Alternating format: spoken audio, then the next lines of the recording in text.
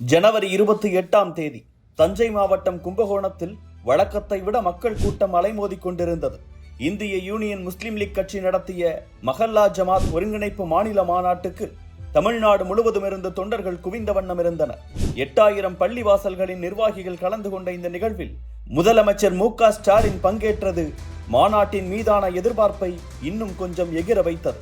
நிகழ்ச்சியில் பேசிய முதல்வர் ஸ்டாலின், உலமாக்களின் ஓய்வூதிய உயர்வு, இருசக்கர வாகனத்திற்கான மானிய உயர்வு, கோவையில் 2வது வக்ஃப் தீர்ப்பாயம், முஸ்லிம்களுக்கான கல்லறை தோட்ட இடம் அடையாளம் காணுதல், உருது ஆசிரியர் பணியிடங்களை நிரப்புதல் என அடுத்தடுத்து 5 அறிவிப்புகளை வெளியிட்டு இன்ப அதிர்ச்சி கொடுத்தார்.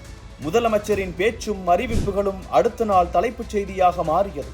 தேர்தலுக்கு 3 மாதங்களுக்கு முன்பே இந்திய யூனியன் முஸ்லிம் லீக் யார் பக்கம் நிற்கிறது என்கிற மெசேஜும் கடத்தப்பட்டது.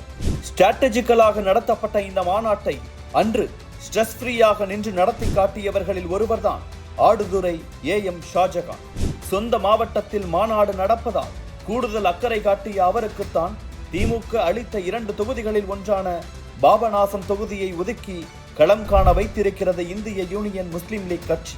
தஞ்சை மாவட்டம் திருவிடைமருதூர் அருகில் உள்ள ஆடுதுறைதான் ஷாஜகானின் சொந்த ஊர். அவரது அரசியல் வளர்ச்சிக்கு பிறகு ஏ.எம். ஷாஜகானின் அடையாளம் ஆடுதுறை ஷாஜகானாக மாறிவிட்டது. சிறு வயதில் இருந்தே அரசியலில் ஆர்வம் கொண்டிருந்த ஷாஜகான் தற்போது இந்திய யூனியன் முஸ்லிம் லீகின் மாநில செயலாளராக இருக்கிறார். இவரது மனைவி ஷமீம் நிஷா ஆடுதுறை தேர்வுநிலை பேரூராட்சி மன்றத்தின் 10வது வார்டு உறுப்பினராக இருக்கிறார். கணவரும் மனைவியும் அரசியலில் இருந்தாலும் ஷாஜகானின் போக்கஸ் என்னவோ கல்விதான். அவரது தந்தை முகமது யாசின் தலைமை ஆசிரியராக இருந்ததாலோ என்னவோ செல்லும் இடங்களிலும் கிடைக்கும் மேடைகளிலும் கல்வியின் அவசியத்தை குறித்தும் போட்டித் தேர்வுகளின் மூலமாக அரசு பணிகளுக்கு நுழைந்து அதிகாரத்தை அடைவது பற்றியும் இடைவிடாத பிரச்சாரம் செய்து வருகிறார். இது வெறும் பேச்சோடு மற்றும் நின்றுவிடவில்லை. திருமங்கலக்குடியில் அஸ்ஸலாம் பொறியியல் மற்றும் தொழில்நுட்ப கல்லூரியின் நிறுவன செயலாளராக இருந்து ஏழை எளிய மாணவர்களின் பொருளாதாரத்திற்கு ஏற்றவாறு கல்வி சலுகைகளையும் வழங்கி வருகிறார் ஷாஜகான். உளுந்தூர்பேட்டை அருகே உருவாகி வரும் ஜாலிஹீன் மருத்துவக் கல்லூரி மற்றும் கல்வி நிறுவன அறக்கட்டளையின் நிர்வாக குழு உறுப்பினராகவும் சேவை பார்த்து வருகிறார். கட்சி மற்றும் கல்வி சார்ந்த பணிகளை தாண்டி தான் சார்ந்த சமூகத்திற்கான பணிகளிலும் தன்னால் இயன்றதை செயல்படுத்தி வருகிறார் ஷாஜகான்.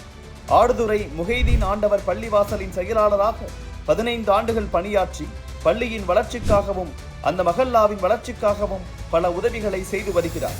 இப்படி கட்சி, கல்வி, சமூகம் என எல்லா இடங்களிலும் முத்திரை பதித்து வருவதால் தான் 2016ஆம் ஆண்டே பூம்புகார் தொகுதியில் அவரை களமிறக்கியது இந்திய யூனியன் முஸ்லிம் லீக்.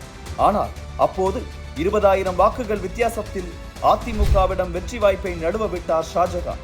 ஆனாலும் அதன் பிறகு கஜா புயல், கொரோனா பெருந்தொற்று என தொடர்ந்து வாட்டி வதைத்த பேரிடர்களில் மக்களுக்காக கட்சியின் சார்பாகவும் தனிப்பட்ட வகையிலும் பல உதவிகளை செய்து களத்தில் ஆக்டிவாகவே வலம் வந்தார் ஷாஜகான். இந்த சூழலில்தான் சமீபத்தில் இந்திய யூனியன் முஸ்லிம் லீகின் மஹல்லா ஜமாத் ஒருங்கிணைப்பு மாநாட்டை தஞ்சையில் நடத்துவது என்பது முடிவானது. அதற்காக கும்பகோணம் தேர்வு செய்யப்பட்டதுமே சொந்த மாவட்டத்தில் நடக்கும் மாநாடு என்பதால் கூடுதல் உழைப்பை கொட்டத் தொடங்கினார் ஷாஜகான். மாநாட்டின் வரவேற்பு குழு உறுப்பினராக இருந்து விழாவை வெற்றிகரமாக நடத்த கட்சிக்கு உதவியவரை தற்போது பாபநாசம் தொகுதியில் களமிறக்கி இருக்கிறது முஸ்லிம் லீக். 1971ஆம் ஆண்டுக்கு பிறகு இத்தொகுதியில் திமுக நேரடியாக களமிறங்கவே இல்லை. காங்கிரஸ், தமிழ் மாநில காங்கிரஸ் மாறி மாறி வென்ற இந்த தொகுதியில் 15 ஆண்டுகளாக தன் கட்டுப்பாட்டில் வைத்திருந்தது அதிமுக. கடந்த 2021 தேர்தலில் இதே தொகுதியை மனிதநேய மக்கள் கட்சிக்கு ஒதுக்கியது திமுக. அங்கு அக்கட்சியின் தலைவர் ஜவாஹிருல்லா 16,000 வாக்குகள் வித்தியாசத்தில் வெற்றி பெற்றார். தற்போது மீண்டும் மற்றொரு கூட்டணி கட்சியான முஸ்லிம் லீகிற்கே பாபநாசத்தை விட்டுக் கொடுத்திருக்கிறது திமுக. முஸ்லிம் லீகிற்கும் திமுகவுக்கும் இருக்கும் நீண்டகால நட்புறவால் கட்சியினரும் படு ஆக்டிவாக தேர்தல் வேலைகளில் களமிறங்கி வேலை பார்த்து வருகின்றனர்.